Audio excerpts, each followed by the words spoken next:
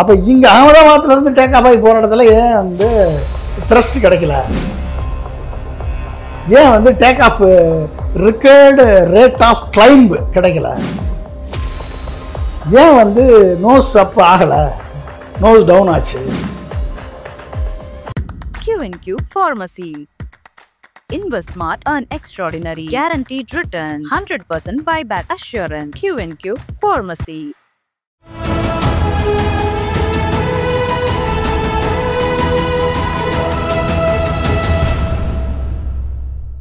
தமிழ் நிறம் நேயர்களுக்கு அன்பு வணக்கம். மீண்டும் உங்களை சந்திப்பதில் மிகுந்த மகிழ்ச்சி. இன்றைக்கு நம்மிடையே திரு பொன்ராஜ் அவர்கள் இணைந்திருக்கிறார். வாருங்கள் நேயர்களே, சார்ட்ட பேசலாம். வணக்கம் சார். வணக்கம். வணக்கம் சார், எப்படி இருக்கீங்க? நல்லா இருக்கேன். ஒரு சோகமான உலக நாடுகளிடையே ஒரு பெரிய கவலையை ஏற்படுத்தியிருக்கிற ஒரு விமான விபத்து அகமதாபாத்தில். கிட்டத்தட்ட பயணித்த 242 பேரில் 241 பேர் இறந்திருக்காங்க அப்படிங்கிற தகவல் கிடைக்குது. உங்களுடைய முதற்கட்ட பார்வை சார்? ஒரு மிகப்பெரிய ஒரு துரதிருஷ்டவசமான சம்பவம். நார்மலாகவே ஏர்க்ராஃப்ட் பயணம், விமான பயணம் வந்து நல்ல சேஃப்டியான பயணம் தான். நம்ம விமான பயணத்தில் வந்து அவ்வளவு சேஃப்டி ஃபீச்சர்ஸ் இருக்குது. ஒவ்வொரு விபத்திலிருந்தும் நம்ம வந்து பாடங்கள் கற்றுக்கொண்டு லட்சக்கணக்கான பேர் பயணிக்கிறார்கள். நம்ம இந்தியாவில் மட்டும் எடுத்துக்கிட்டிங்கன்னா 21 கோடி பேர் விமானத்தில் பயணிக்கிறாங்க. ஓகே. அப்போ உலகம் முழுக்க பில்லியன்ஸ் ஆஃப் பீப்புள் வந்து விமானத்தில் பயணிக்கிறாங்க. அதனால் இந்த விமான விபத்து என்பது அரிதிலும் அரிதானது. அரிதிலும் அரிதானது. இப்படிப்பட்ட நடக்கிறது வந்து ஏதோ ஒரு டெக்னிக்கல் ஃபால்ட்டாக இருக்கலாம், பைலட்டு எரராக இருக்கலாம், இல்லை பேட் ஹிட்டாக இருக்கலாம், இல்லை பல்வேறு காரணங்களாக இருக்கலாம். இப்படி நடந்திருப்பது அகமதாபாத்தில் இருந்து லண்டனுக்கு செல்லக்கூடிய போயிங் 787 ட்ரீம் லைனர் ஏர்க்ராஃப்ட் உடைய விபத்து. அதன் காரணமாக 242 பேரில் 241 பேர் பலியாக இருக்கிறார்கள். ஒருத்தர் அதிர்ஷ்டவசமாக உயிர் தப்பியிருக்கிறார். உண்மையிலே இறைவனது அருள், அவர் உயிர் தப்பியது. அவரது கரேஜ்னு சொல்லலாம். ரிஸ்க் எடுத்திருக்காரு. கடைசி நேரத்தில் ரிஸ்க் எடுத்து எமர்ஜென்சி எக்ஸிட்டை ஓப்பன் பண்ணி குதிச்சிருக்காருல்ல. அந்த ஃபியூ செகண்ட்ஸ் தானே, அந்த ஃபியூ செகண்ட்ஸ்குள்ளே அந்த டிசிஷன் எடுத்து அந்த ரிஸ்க் எடுத்து எப்படியோ சாக போகிறோம், சரி குதிச்சுதான் சாவோமேன்னு ஒரு ரிஸ்க் எடுத்ததில் அவர் படைச்சிருக்கார். மற்றவங்களுக்கு அந்த வாய்ப்பு கூட இல்லை. அது அந்த விண்டோ ஆஃப் எஸ்கேப்புக்கு டைமே இல்லை. அப்போ அந்த அளவிற்கு ஒரு மிகப்பெரிய ஒரு விபத்து ஏற்பட்டிருக்கிறது. வரலாற்றிலேயே இது ஒரு மிகப்பெரிய விபத்து. இதில் பலியானவர்களுக்கு எனது ஆழ்ந்த இரங்கலை தெரிவித்துக் கொள்கிறேன். Government, airport authority of India limited, அதாவது செக்யூரிட்டி ஏஜென்சிஸ் எல்லாருமே நல்ல விரைவாக செயல்பட்டு பாதிக்கப்பட்ட இறந்தவர்களை மீட்க வேறு என்ன பண்ண முடியும், மீட்டெடுத்திருக்கிறார்கள். இதில் எதுக்குன்னே தெரியாமல் செத்தவங்க தான் அந்த ஹாஸ்டல் மெடிக்கல் ஸ்டூடெண்ட்ஸுடைய பிஜி ஹாஸ்டல் நினைக்கிறேன். அதில் 5 பேர் இறந்துருக்காங்க, 50 பேருக்கு காயம்னு கேள்விப்படுறாங்க. மேலே இது வந்து ஒரு வரலாற்றில் ஒரு கருப்பு பக்கமாகத்தான் இதை பார்க்கணும். ஏகப்பட்ட டிஸ்கஷன்ஸ்க்கு இதை சரி பண்ணுறதுக்கான வாய்ப்புகள் இருக்குது. ஸோ இது நடந்திருக்கக்கூடாதது நடந்து விட்டது. கண்டிப்பாக சார். இந்த விபத்து வந்து ஒரு 3 விதமான கோணங்களில் பார்க்குறாங்க. ஒன்று வந்து பறவை அடிச்சிச்சோ, இல்லை ஒரு தொழில்நுட்ப கோளாறா, இல்லை இதுக்கு பின்னாடி ஏதாவது ஒரு சதி இருக்க வாய்ப்பு இருக்கா அப்படிங்கிற 3 கோணத்திலையுமே விசாரணையை தொடங்கி இருக்கிறாங்க. இப்போ இந்த விபத்து என்ன உங்களுடைய பார்வை? ஏன்னா தொழில்நுட்ப ரீதியாக நீங்கள் இதை பார்த்தவர், இந்த ஏர்கிராஃப்ட் டிசைனிங்லாம் கூட இருந்தவர். தொடர்ந்து இந்த ஏர் இந்தியா மேலே வர குற்றச்சாட்டு இதெல்லாம் நம்ம எப்படி சார் பொருத்தி எப்படி பார்க்குறது? அதாவது சதிச்செயல் என்பது விசாரணைக்கு பின்பு தான் தெரிய வரும். அப்படி இருக்க மாதிரி எனக்கு தெரியல சதிச்செயல் இருக்கும் அப்படின்னு. பறவைகள் ஹிட்டு அந்த பக்கம் பறவைகள் அதிகம்தான் அந்த ஏரியாவில். ஆனால் அது பறவைகள் ஹிட்டுனால ஒரு என்ஜின் ஃபெயிலியர் ஆனால் இன்னொரு என்ஜின் இருக்கே. அப்போ அந்த ஒரு என்ஜின் சிங்கிள் என்ஜின்லேயே அது டேக் ஆஃப் போகும், ஒன்றும் பிரச்சனை இல்லை. சிங்கிள் என்ஜின்லேயே டேக் ஆஃப் ஆகும், சிங்கிள் என்ஜின்லேயே லேண்ட் ஆகும், அது ஒன்றும் பிரச்சனை கிடையாது. ஸோ அதனால நடந்திருக்குமான்னு எனக்கு இந்த 2 ஆப்ஷனை I will root out. Technical ஃபால்ட்டுக்கு ஏகப்பட்ட வாய்ப்புகள் இருக்குது. நான் வந்து அப்படி என்னென்ன சார் அது இப்போ ஒரு ஃப்ளைட் வந்து இப்போ நம்ம கிளம்புறோம், நீங்களே சொன்ன மாதிரி உலகத்திலே சேஃபஸ்ட் ஜெர்னி ஃப்ளைட்டு தான் சொல்லுவாங்க. ஏன்னா அவ்வளோ செக்கிங் இருக்கும். அதில் என்னென்ன தொழில்நுட்பங்கள்லாம் பார்ப்பாங்க, அது என்னென்ன முக்கியமான விஷயங்கள் சார்? அதாவது என்னுடைய நாலேஜ் எனக்கு வந்து நான் வந்து மினிஸ்ட்ரி ஆஃப் டிஃபென்ஸில் ஏரோநாட்டிக்கல் டெவலப்மெண்ட் ஏஜென்சி ஏடிஏல design and development of the light combat aircraft Tejas, அதில் வந்து சயின்டிஸ்டாக ஒர்க் பண்ணேன்.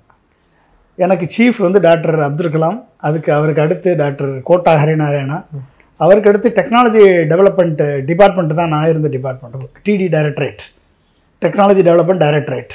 அது டைரக்டருக்கு டாக்டர் டிஜி பை இருந்தார். அவருக்கு அடுத்து வந்து எங்களுடைய குரூப் டைரக்டர் வந்து டாக்டர் ஆர்கே ராமநாதன், அவருக்கு கீழே நான் ஒர்க் பண்ணேன். எங்களுக்கு வந்து நாங்கள் தான் கம்ப்ளீட் எல்லா சிஸ்டத்தோடையும் தொடர்புள்ள ஒரே டிபார்ட்மெண்ட்டு நாங்கள் தான். ஓகே.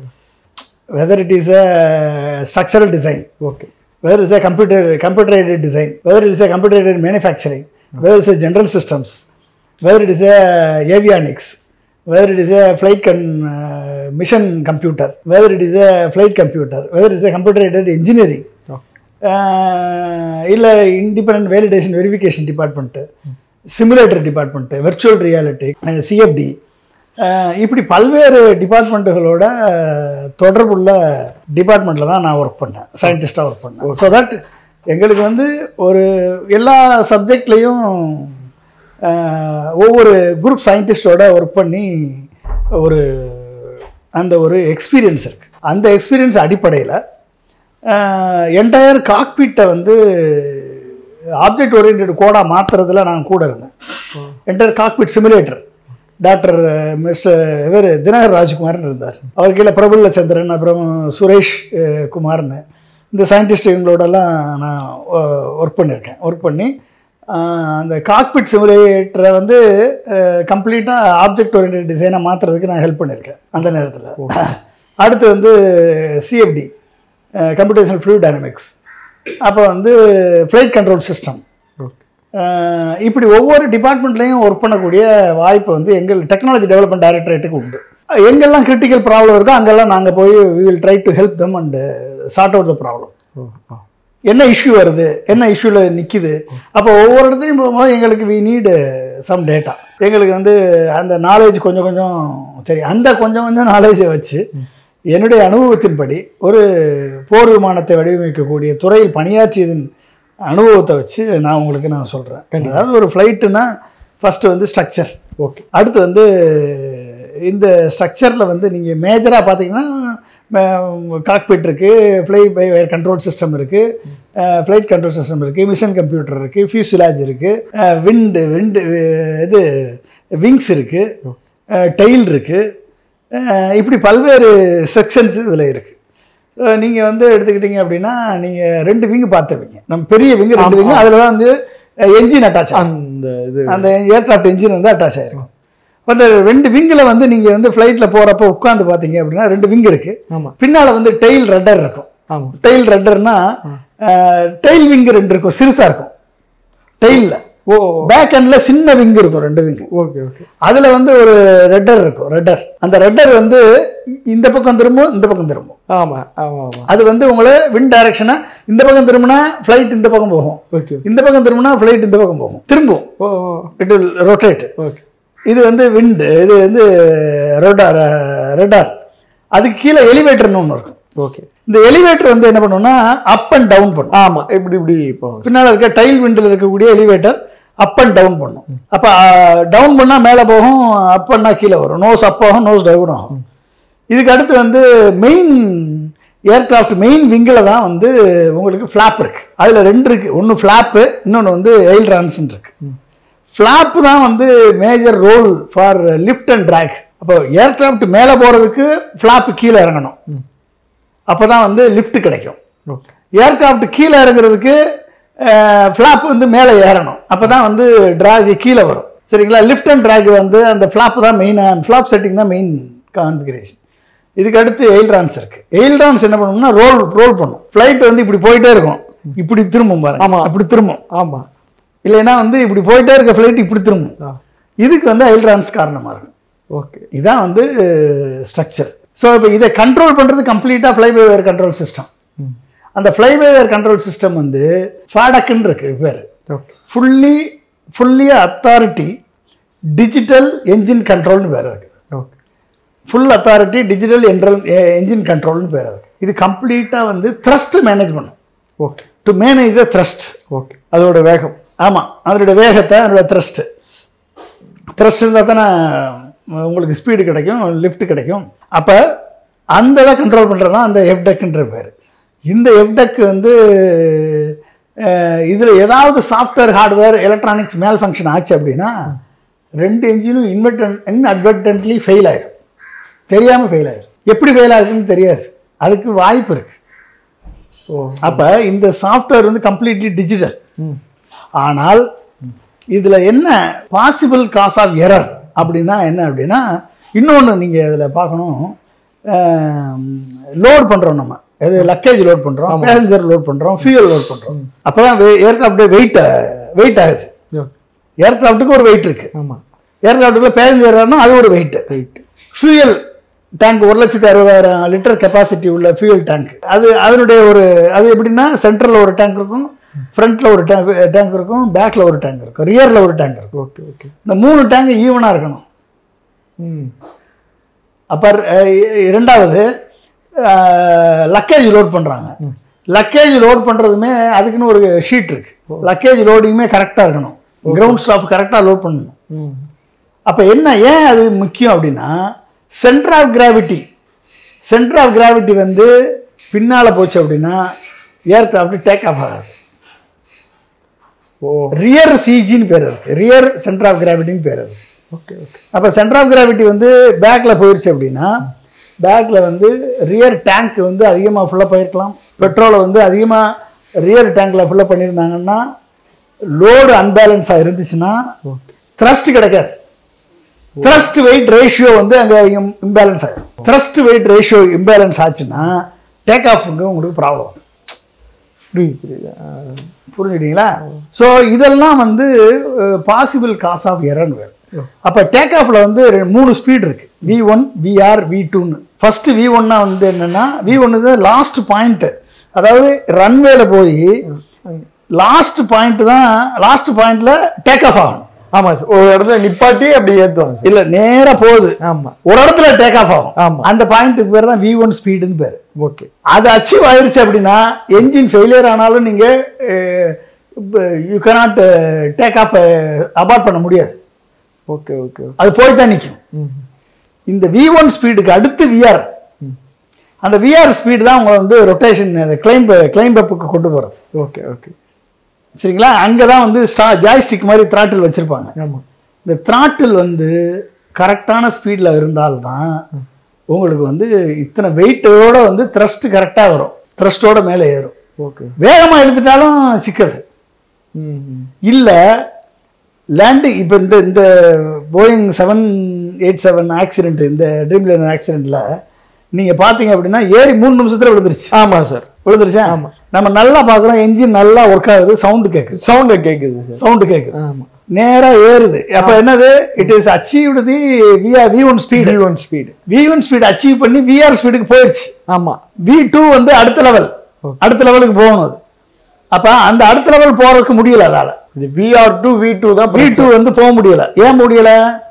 அங்கே தான் வந்து டவுட்டு. அப்போ இப்போ என்ன பாசிபிள் ப்ராப்ளம் அப்படின்னா, அந்த VR ஸ்பீட்லேருந்து V2 ஸ்பீடு போனால் தான் கிளைம்ப் அப் கிடைக்கும். உங்களுக்கு ப்ராப்பர் ஹைட்டுக்கு நம்ம அச்சீவ் பண்ண முடியும். இப்படி போகிறது வந்து இந்த ஃப்ளைட்டை இப்படி ஏற்றினோம்னாலும் ஸ்பீடு கிடைக்காது. டப்பக்குன்னு ஏற்றுனீங்கன்னா ஸ்பீடு கிடைக்காது, கீழே விழுந்துடும். அவங்க அப்படியெல்லாம் ஏற்றலை, கரெக்டாக தான் போகிறாங்க. பைலட்ஸ் வந்து கரெக்டாக தான் போகிறாங்க. ஆனால் இந்த ஃப்ளாப் செட்டிங் ப்ராப்ளம்னு நீங்கள் கேள்விப்பட்டிருப்பீங்க. Flop setting. அப்போ அந்த ஃப்ளாப் செட்டிங் வந்து 5 டிகிரி to 15 டிகிரியில் தான் வந்து ஃப்ளாப் வந்து ரொட்டேட் ஆகணும். கீழே போச்சுன்னா ஃப்ளைட்டு மேலே ஏறும், ஃப்ளாப் வந்து மேலே போச்சுன்னா ஃப்ளைட்டு கீழே இறங்கும். டேக் ஆஃப் V1லேருந்து V2 VRக்கு போகிறப்ப ஃப்ளாப் செட்டிங் வந்து 15 டிகிரிக்கு மேலே ஏறிடுச்சு அப்படின்னா உங்களுக்கு எனஃப் ஸ்பீடும் கிடைக்காது, லிஃப்ட்டும் கிடைக்காது. இப்போ நம்ம இதில் என்ன கிடைச்சது? ஸ்பீடும் கிடைக்கல, லிஃப்ட்டும் கிடைக்கல. அப்போ இப்படி போனது இப்படி ஏறி போனது அப்படியே கீழே போயிடுச்சு. அப்படியே கீழே அப்படியே. அப்போ லிஃப்ட் கிடைக்கல. லிஃப்ட் கிடைக்காததுக்கு என்ன ரீசன்? எதனால கிடைக்கல லிஃப்ட்? எதனால த்ரஸ்ட் ப்ராப்ளம்? அப்போ த்ரஸ்ட் வெயிட் ரேஷியோ ப்ராப்ளமா? அப்போ அன்பேலன்ஸ்டு லோடா? கிரவுண்ட் கண்ட்ரோல் ஸ்டாஃப் வந்து அதிகமான லோடை ஏற்றிட்டாங்களா அகமதாபாத்தில்? இல்லை ரியர் ஃபியூசலேஜில் வந்து அதிகமான பெட்ரோலை ஃபில் பண்ணிவிட்டு சென்ட்ரல் தான் ஃபஸ்ட்டு சென்ட்ரலில் தான் எடுக்கணும் ஃபியூயல். ஓகே, சென்ட்ரலில் தான் எடுக்கணும். As per the dreamliner 747 சென்ட்ரலில் தான் எடுக்கணும். ரியல் ஃபியூயல் டேங்க் அதிகமாகிடுச்சா? அதனால வந்து உங்களுக்கு வந்து த்ரஸ்ட்டு வெயிட் ரேஷியோ மேட்ச் ஆகலையா? இல்லை ஆக்சுவலாக நீங்கள் பார்த்தீங்கன்னா இது ஆட்டோமேட்டடு கண்ட்ரோல் சிஸ்டம் இருக்குது, flight control system, completely automated flight control system. Even then நம்ம வந்து ஃப்ளாப் வந்து மேலே ஏறினா கூட அதை நார்மல் பொசிஷனுக்கு கொண்டு வரக்கூடிய கண்ட்ரோல் இருக்கு. ஓகே, சப்போஸ் பைலட் எரர் ஆனால் கூட ஒரு லெவலுக்கு மேலே அது ஸ்பீடை மேலே ஏற்ற விடாது. To achieve required thrust, required speed, required lift achieve பண்ணுற வரைக்கும் அந்த இந்த போயிங் 787 இருக்கக்கூடிய கண்ட்ரோல் வந்து அதுக்கு மேலே வந்து போக விடாது. Okay okay. ஆனால் எப்படி போச்சு? அப்போ நீங்கள் சொல்கிறது இந்த வெயிட் இம்பேலன்ஸில் தான் ஏதோ ஒரு இஷ்யூ இருக்காது. வெயிட் இம்பேலன்ஸாக இருக்கலாம் ஒரு one of the cause. Okay okay okay. அதாவது centre of the gravity, rear centre of the gravity weight இம்பேலன்ஸாக இருக்கலாம். இல்லை வந்து ஃப்ளாப் செட்டிங்கும் ட்ரிம் செட்டிங், அதாவது 3 இருக்குது, ஃப்ளாப் செட்டிங், ட்ரிம் செட்டிங், அப்புறம் த்ரஸ்ட் செட்டிங். இந்த 3 செட்டிங்கில் வந்து ட்ரிம் செட்டிங்னா நான் ஃப்ளாப் செட்டிங் ஆல்ரெடி உங்களுக்கு சொன்னேன், 2 விங்லேயே 2 விங். ட்ரிம் செட்டிங்னா என்னது? ரட்டரு, எலிவேட்டரு, எயில்ரான்ஸ். ஓகே, இந்த 3 தான் வந்து ஒரு ஃப்ளைட்டை வந்து ஆட்டோ பைலட்டில் கூட கரெக்டாக கொண்டு போகும், ஸ்டெபிலிட்டியை மெயின்டைன் பண்ணும். பைலட் வித்தவுட் பைலட் இன்டர்வென்ஷன் அது ஸ்டெபிலிட்டியை மெயின்டைன் பண்ணும். ஆட்டோ பைலட்டில் ஆட்டோமேட்டிக்காக ஒர்க் ஆகும். ஓகே, அதில் ப்ராப்ளம் இருக்கணும். இல்லைன்னா த்ரஸ்ட்டு வந்து என்ஜின் த்ரஸ்ட்டில் ரிக்வயர்டு த்ரஸ்ட்டு அச்சீவ் பண்ண முடியலை, வெயிட் ஓவர் ஆயிடுச்சு. த்ரஸ்ட் கம்மியாகிறதுக்கு காரணம் என்ன? ஒன்று என்ஜின் ஃபெயிலியராக இருக்கணும். என்ஜின் ஃபெயிலியர் ஆகிறதுக்கு என்ன காரணம்? பேட் ஹிட்டுன்னு ஒரு காரணம் சொல்லலாம். இல்லை வந்து ஃபியூயல் கண்டாமினேஷன் இன்னொரு காரணம் இருக்கலாம். Fuel contamination. ஓகே, அந்த ஃபியூயலில் வந்து பியூரிட்டியில் கண்டாமினேஷன் ஆகி ப்ராப்பராக ஃபியூயல் சப்ளை போகலைன்னா என்ஜின் ஃபெயிலியர் வர்றதுக்கு வாய்ப்பு இருக்குது. Okay okay. அப்போ ஃபியூயல் கண்டாமினேஷன் ஆச்சான்னு நம்மளுக்கு தெரியாது. இதெல்லாம் பாசிபிள் காஸ் ஆஃப் ப்ராப்ளம். அப்போ அந்த ஒரு இஷ்யூவும் இருக்குது அதில். ஸோ இதை தாண்டி என்ன அப்படின்றத வந்து நீங்கள் வந்து மேடே மேடே மேடே ஆமாம் 3 வாட்டி சொல்லி அப்படின்றது தான் ஃபைனல். அதாவது எமர்ஜென்சி, இஸ் அல்டிமேட் எமர்ஜென்சி. இதுக்கு மேலே தப்பிக்க முடியாதுன்னா தான் மேடே மேடேன்னு சொல்லுவாங்க. Okay okay. முடிஞ்சு அப்படின்னா மேடே மேடே மேடே. இல்லை பாசிபிளாக பிரச்சனை இருக்குது, ஏதோ ஒரு என்ஜினில் பிரச்சனை, உள்ள பிரச்சனை, இதில் பிரச்சனை, அதில் பிரச்சனை இருக்குது, இருந்தாலும் நம்ம எமர்ஜென்சி லேண்டிங் போயிடுவோம் அப்படின்னா பேன்னு சொல்லுவாங்க. Okay okay. நார்மலாக பேன். அப்போ மேடே மேடே மேடே எப்போ சொல்கிறாரு? 3 நிமிஷத்தில் சொல்கிறாங்க. ஆமாம் சார், 625 ஃபீட்டில் சொல்கிறாங்க. ஆமாம், ஆனால் 800 ஃபீட் வரைக்கும் மேலே ஏறி இருக்குது. ஏறி தான் அப்புறமேலு கிளைம் டவுன் ஆயிருக்கு. ஓகே. அப்போ அந்த திடீர்னு ஏதோ சவுண்டு கேட்டுச்சுன்னு வேற சொல்கிறாங்க. ஆமாம் ஆமாம் ஆமாம். அது என்ன சவுண்டு? என்ஜின் ஸ்டாப் ஆயிடுச்சா? அத்தான் பெரிய என்ஜின் வந்து ஸ்டாப் ஆச்சு அப்படின்னா, சடனாக ஸ்டாப் ஆச்சு அப்படின்னா என்ஜின் ஃபெயிலியராக இருக்கும். அப்போ என்ஜின் ஃபெயிலியராக இருக்குன்னு வேறு வழியே இல்லைன்றப்ப தான் மேடே மேடேன்னு சொல்ல வேண்டிய சூழல் வந்திருக்கு. அப்போ என்ஜின் ஃபெயிலியருக்கு காரணம் என்ன? அப்போ பைலட் எரராக இருக்கலாம், ஹியூமன் எரராக இருக்கலாம், இல்லை வந்து மிஸ் ஜட்ஜ்மெண்ட், அதாவது ரேஷியோ அந்த speed, take off speed V1 VR V2 சொன்னேன்ல, இந்த டேக் ஆஃப் ஸ்பீடில் மிஸ் ஜட்ஜ்மெண்ட்டாக இருக்கலாம். இல்லை த்ராட்டில் ஹேண்ட்லிங்கில் வந்து ப்ராப்ளமாக இருக்கலாம். ஈவன் தென் பைலட் எக்ஸ்பீரியன்ஸான பைலட்டாக இருந்தால் கூட due to stress or due to some other human error it may cause. எதுன்றது நம்மளுக்கு இப்போ தெரியாது. ஓகே. அப்போ இரும்பு பெட்டின்னு சொல்கிறாங்கல்ல, கருப்பு பெட்டி, ஃப்ளைட் டேட்டா ரெக்கார்டரு, அப்புறம் சிவிஆர்லாம் வந்தால் தான், காக்பிட் வாய்ஸ் ரெக்கார்டர் இதெல்லாம் வந்த பிறகு தான் நம்மளுக்கு வந்து அதனுடைய டோட்டல் என்ன நடந்துச்சு, ஒவ்வொரு சிஸ்டமும் என்னென்ன அந்த அந்த பர்டிகுலர் செகண்டில் என்னென்ன சிஸ்டம் எப்படி இருந்தது, அது வரையும் எல்லா வரைக்கும் டேட்டா இருக்கும். Okay okay. எப்படி ஃபியூசிலாஜியில் எவ்வளோ டேங்க்கில் இருந்துச்சு, எவ்வளோ டெம்பரேச்சர் மெயின்டைன் இருந்துச்சு, எவ்வளோ ப்ரெஷர் இருந்துச்சு, எவ்வளோ த்ரஸ்ட் இருந்துச்சு, எவ்வளோ வெயிட் இருந்துச்சு, ஃபியூசிலாஜ் வெயிட் என்ன, பேசஞ்சர் வெயிட் என்ன, ஏர்க்ராஃப்ட் வெயிட் என்ன, விங்ஸு ட்ரிம் ஒழுங்காக ஒர்க் பண்ணுச்சா, ஃப்ளாப் ஒழுங்காக ஒர்க் பண்ணுச்சா, ஃப்ளாப் என்ன டிகிரியில் இருந்துச்சு, ஏர்ட்ரான்ஸ் ஒர்க் பண்ணுச்சா, இல்லை ஃபியூயல் சப்ளையில் ப்ராப்ளமா, இல்லை த்ராட்டில் மிஸ்ஹேண்ட்லிங்கா, இல்லை ஸ்பீடு த்ரஸ்ட்டு வெயிட் ரேஷியோவில் ஸ்பீடை கரெக்டாக ஜட்ஜ் பண்ணாமல் விட்டாங்களா, இது எல்லாமே வந்து நம்மளுக்கு போக போக தான் தெரியும். எப்படி வந்தால் தான் தெரியும். ஸோ அப்போ வந்து இது வந்து இட் இஸ் நாட் ஒன்லி ஏதாவது சதிச்செயல் அப்படின்னு இப்போதைக்கு ஒன்றும் சொல்ல முடியாது. பேட் ஹிட்டுனால தான் அப்படின்றதையும் சொல்ல முடியாது. டெக்னிக்கல் எரர் என்ன, டெக்னிக்கல் எரருக்கு காரணம் என்ன, எந்த ரீசனால டெக்னிக்கல் எரர். இப்போ நான் இத்தனை ரீசன் சொன்னேன், இதில் எது அப்படின்றத வந்தால் தான் நம்ம கண்டுபிடிக்கும். சார், இப்போ இதற்கான விசாரணையை பிரிட்டன், அமெரிக்கா போன்ற உலக நாடுகளும் தங்களுடைய விசாரணை குழுக்களை இங்கே இந்தியாவுக்கு அனுப்புறதா சொல்லியிருக்கிறாங்க. இது இந்தியாவுக்கு ஒரு புதிய நெருக்கடி தானே சார்? நெருக்கடின்னு நீங்கள் பார்க்க முடியாது, ஒரு ஹெல்ப்பாகவும் நினச்சிக்கலாம்ல. நம்மளுக்கு வந்து இங்கே 2 அத்தாரிட்டி இருக்குது. ஒன்று வந்து ஏர்போர்ட் ஆக்சிடென்ட் இம்பேக்ட் அசஸ்மெண்ட் போர்டுன்னு ஒன்று இருக்குது. அப்போ ஆக்சிடென்ட் இம்பேக்ட் அசஸ்மெண்ட் போர்டுன்னு அது ஒரு போர்டு இருக்குது. அப்புறம் டிசிஜிஏ இருக்குது. இவங்க 2 பேரும் ஆக்சுவலாக ஆல்ரெடி இதனுடைய இதை ஸ்டார்ட் பண்ணியிருப்பாங்க. இப்போ இன்டர்நேஷ்னல் ஏஜென்சி, இப்போ போயிங் கம்பெனி, மற்ற UK, US international aircraft agencies எல்லாம் வந்து அனலைஸ் பண்ணுறது வந்து இனிமேலும் இப்படிப்பட்ட ஒரு விபத்து நடந்துடக்கூடாது. அப்போ அதுக்கு என்ன ரீசன், அப்போ இப்படி வந்துச்சுன்னா, சப்போஸ் நீங்கள் ஃப்ளாப் வந்து பைலட் எரரில் ஃப்ளாப் வந்து ரிட்ராக்ட் ஆகலை, இல்லை ஓவர் ரிட்ராக்ட் ஆயிடுச்சு, இல்லை அங்கே வந்து சாஃப்ட்வேர் கண்ட்ரோல் இருக்குது, அது ஆட்டோமேட்டிக்காக சாஃப்ட்வேர் கண்ட்ரோல் ஓவர் ரிட்ராக்ட் ஆக விடாது, அப்போ தான் லிஃப்ட் கிடைக்கும். அதையும் தாண்டி அங்கே எரர் இருந்துச்சுன்னா எதனால் எரர் இருந்துச்சு, அப்போ அந்த எரருக்கு காரணம் என்ன, இதெல்லாம் நீங்கள் கண்டுபிடிச்சாரும்ல. ஃபெயிலியர் அனாலிசிஸ் பண்ணணும்ல. அப்போ ஃபெயிலியர் அனாலிசிஸ் பண்ணும்போதும் அப்போ தான் உங்களுக்கு தெரியும் எதனால் இது ஆச்சு. கண்டிப்பாக சார். சார், இந்த விமானத்தில் பயணித்தவர்கள், அதாவது டெல்லியிலேருந்து அகமதாபாத் வந்தவங்க இதில் ஏசி ஒர்க் ஆகலை, அது மாதிரி டிஸ்பிளே சரியில்லை அப்படிங்கிற விமர்சனமும் பார்க்க முடிகிறது. நீங்களும் சென்ற வாரம் வந்து இதே விமானத்தில் பயணிச்சு. நம்ம டெல்லியிலேருந்து நான் சென்னை வந்தேன், இதே விமானம் தான். 787 ட்ரீம் லைனரில் தான் வந்தேன் நான். ஓகே. அது வந்து சென்னையிலேருந்து லண்டன் போகிற விமானம். ஓகே. அதே விமானம் தான், பெரிய விமானம். ஓகே. நல்லா கம்ஃபர்டபுளாக தான் இருந்தது.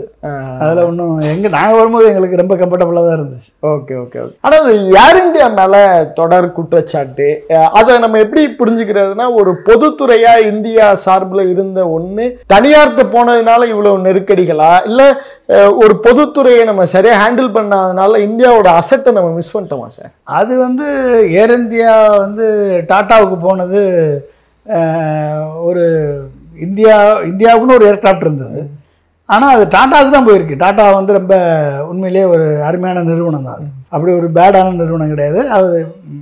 அது வெதர் இட் இஸ் சேஃப்டியாக இருக்கட்டும், செக்யூரிட்டியாக இருக்கட்டும், இல்லை வந்து மெயின்டெனன்ஸாக இருக்கட்டும், இது எல்லாமே வந்து அவங்க வந்து ஓரளவுக்கு நல்லா தான் பெர்ஃபெக்டாக தான் இருப்பாங்க. அதில் எந்த விதமான டாட்டா மேலே குறை இருக்கிறது மாதிரி எனக்கு தெரியல.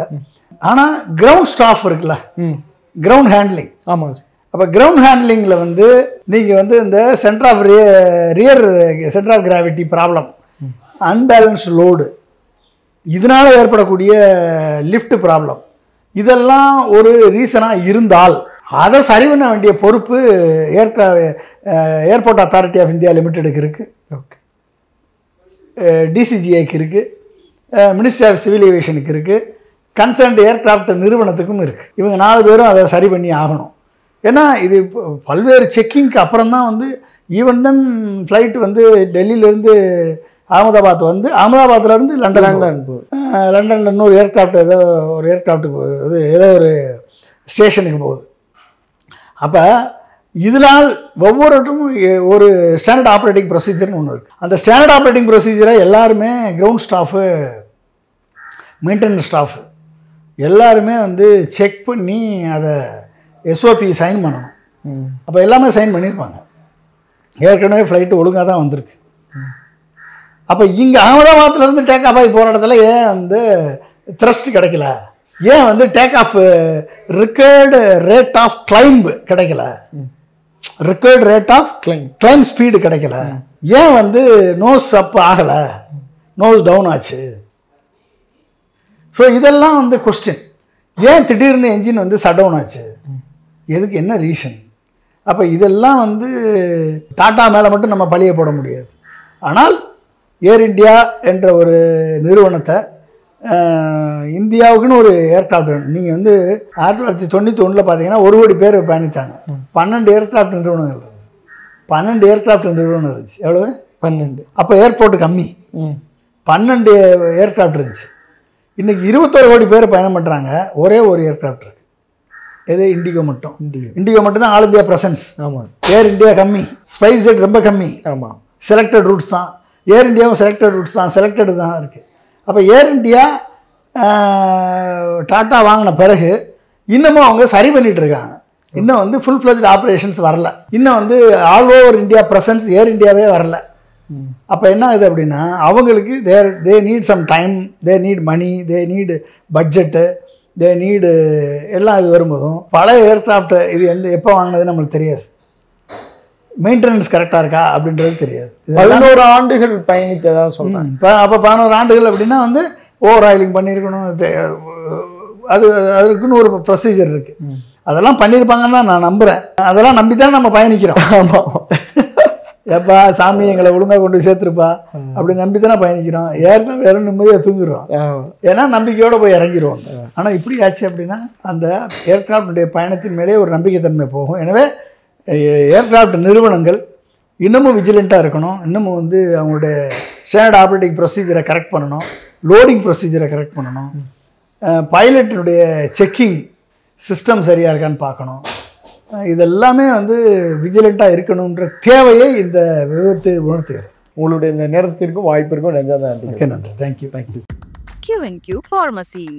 Services available: medicine, optical, diagnostics, audiology. Q&Q Pharmacy.